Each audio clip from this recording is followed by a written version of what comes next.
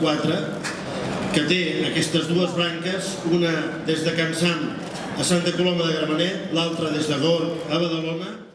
Hi ha hagut el posicionament ferm d'un govern de Catalunya que treballa perquè sap lo important que és Barcelona i l'àrea metropolitana. Tots contribuïm a pagar això que és de tots. Tots ho hem de cuidar. Moltes gràcies i moltes felicitats.